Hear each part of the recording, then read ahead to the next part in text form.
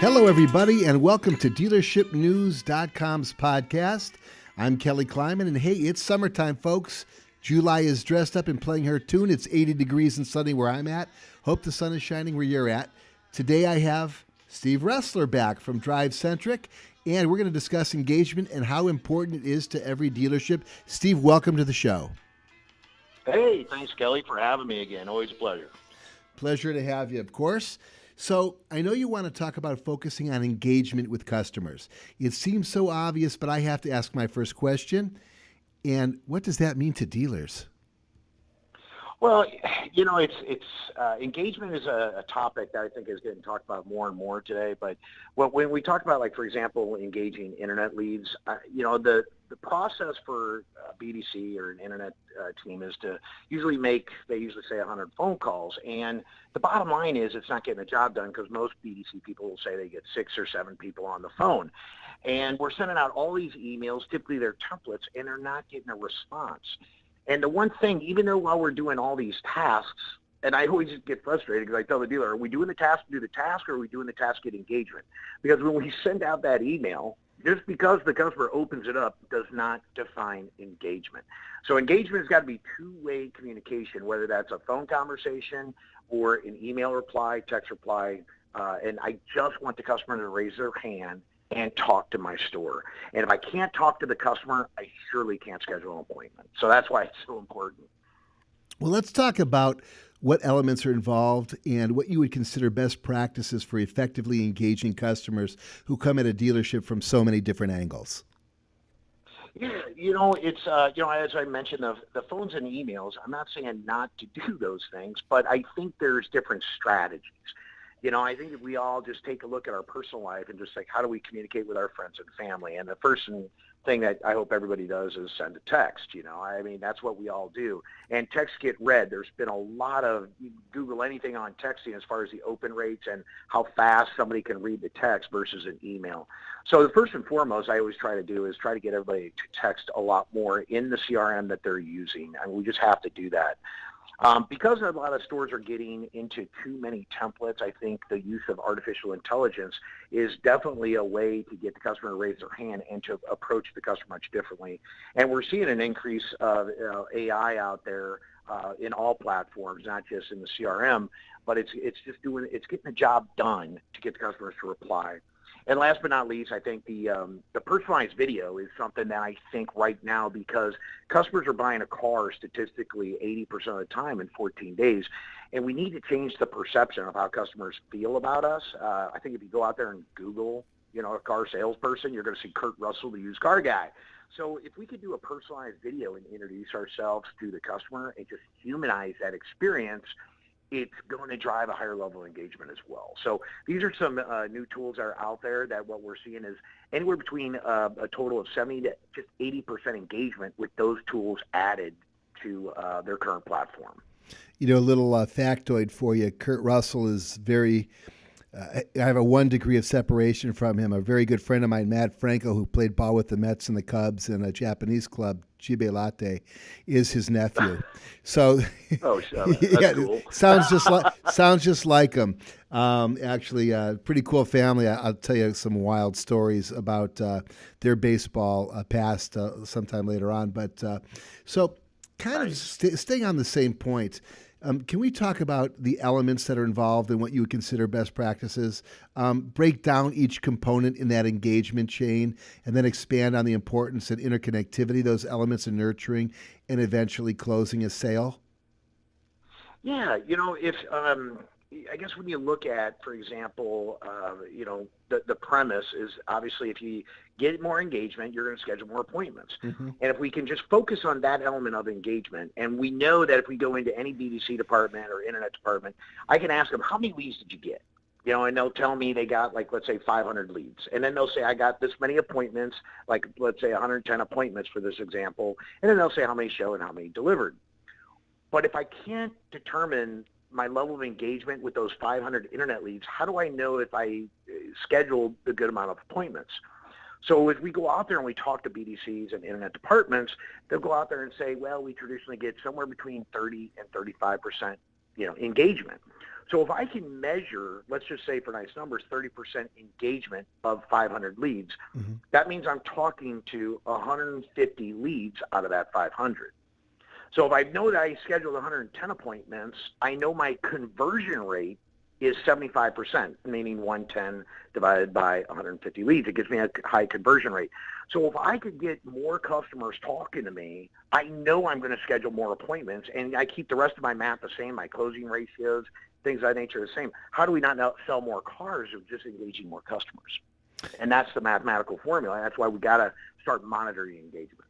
Now, the conversion we're discussing is basically contacting those people and getting some engagement back and forth from them, as opposed to converting them, actually making a sale, correct?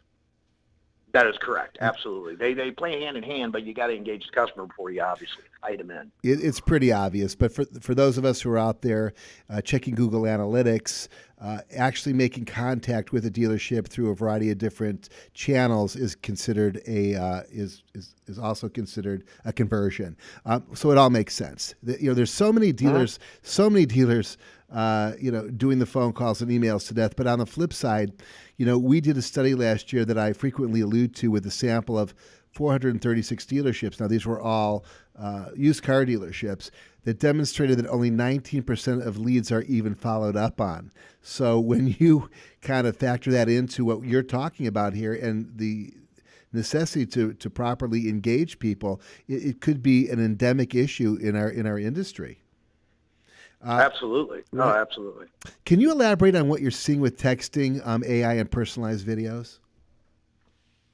Yeah, I think we have to think about, I go back to the analogy of take what we do in our personal life and apply it into business. And for example, the first and foremost thing that I think about when texting is, with my wife, if I call my wife right now, I know it'll go into her voicemail. I'm sorry, honey, but it's true.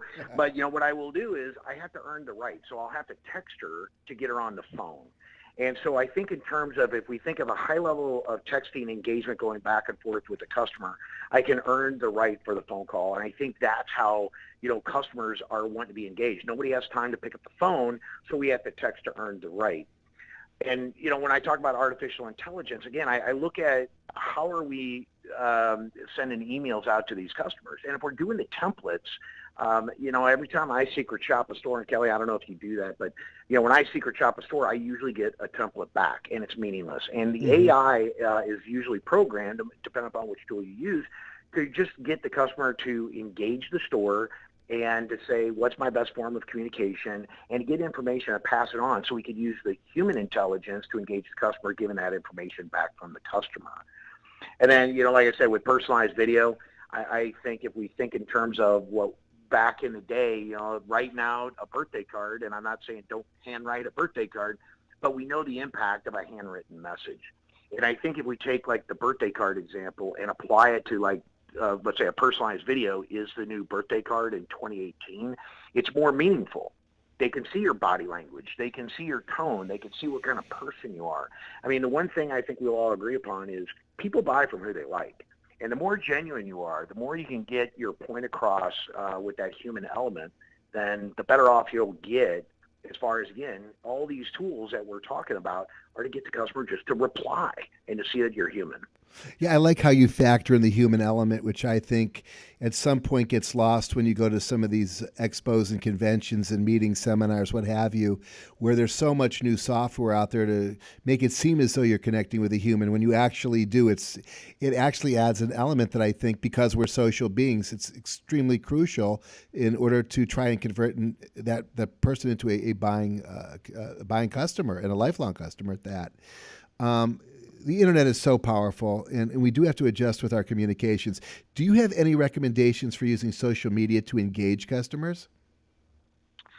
Well, yeah, I mean, it's kind of a good point you brought it up because, there's so much information on all the different platforms, Facebook, LinkedIn, Foursquare, all these different platforms out there.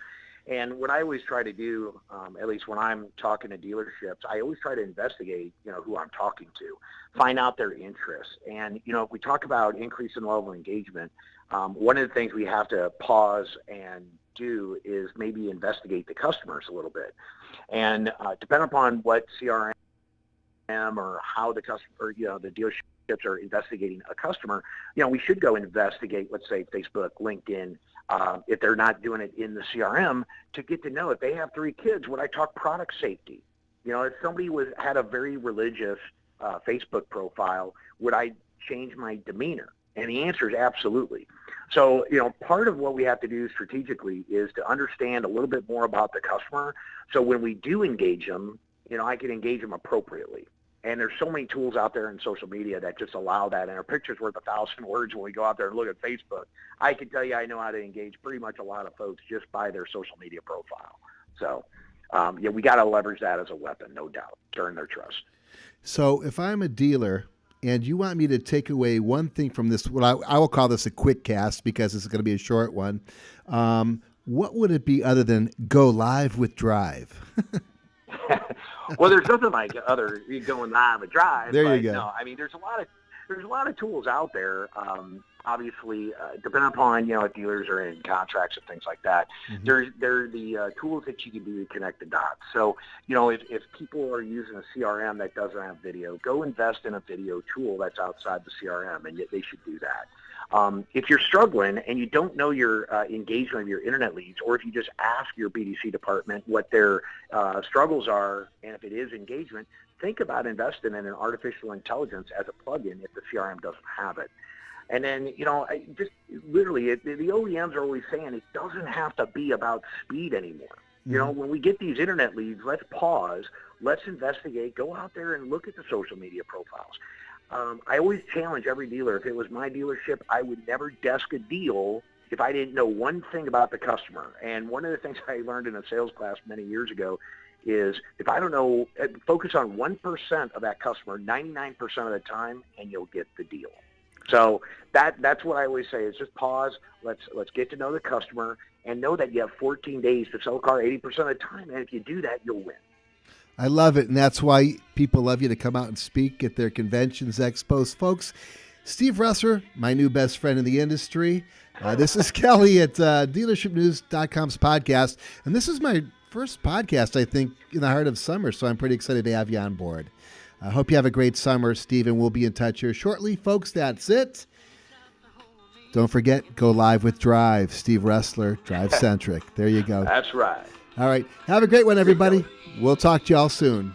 Don't forget dealershipnews.com's podcast. Check back with us and dealershipnews.com for the national dealership standings.